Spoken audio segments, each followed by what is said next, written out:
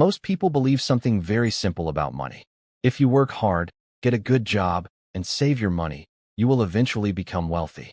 But if that idea were true, millions of hardworking middle-class families around the world would already be rich. Instead, something very different happens. People work for 30 or 40 years, earn a decent income, and yet financial freedom always seems just out of reach.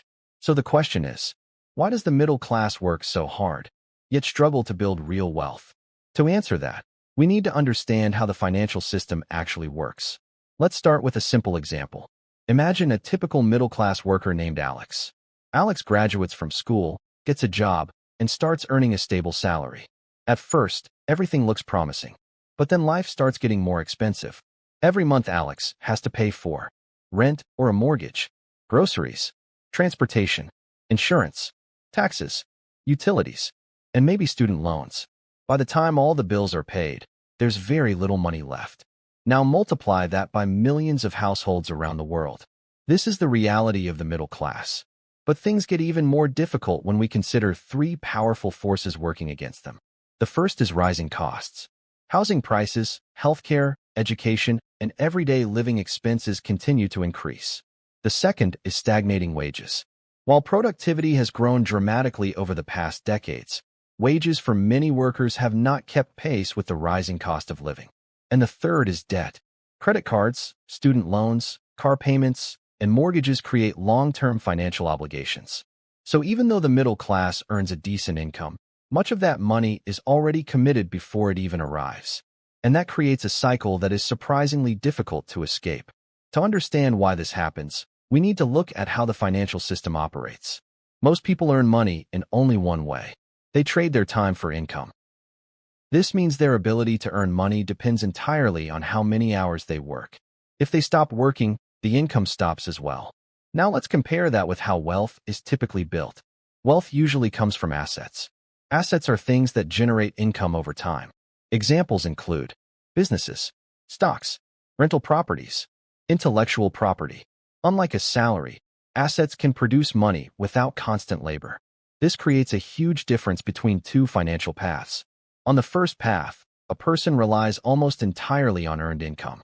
On the second path, a person gradually accumulates income-producing assets. But here's where the system becomes tricky.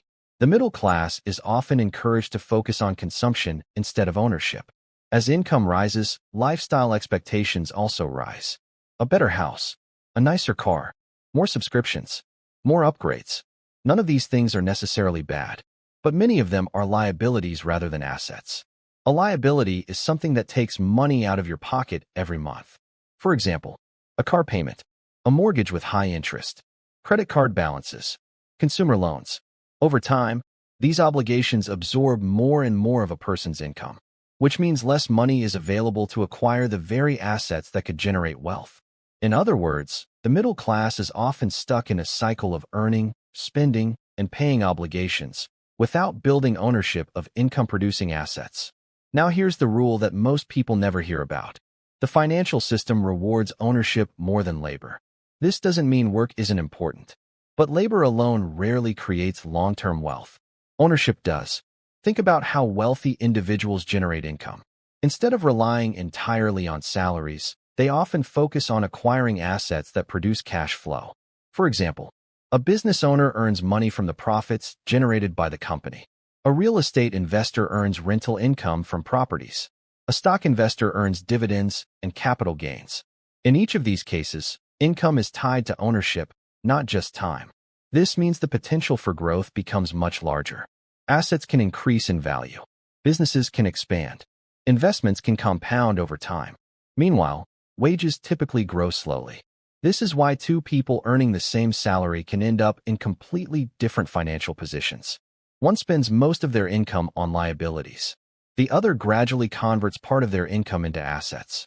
Over time, the difference becomes enormous. Because once assets start generating income, they can be reinvested to acquire even more assets.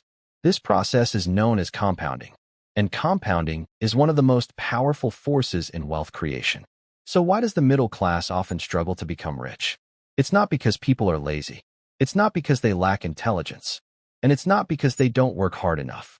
The real reason is that the financial system places most people in a structure where they rely primarily on earned income, while wealth is primarily created through ownership of assets. When most of your money goes toward living expenses and liabilities, it becomes difficult to accumulate the assets that generate long-term wealth.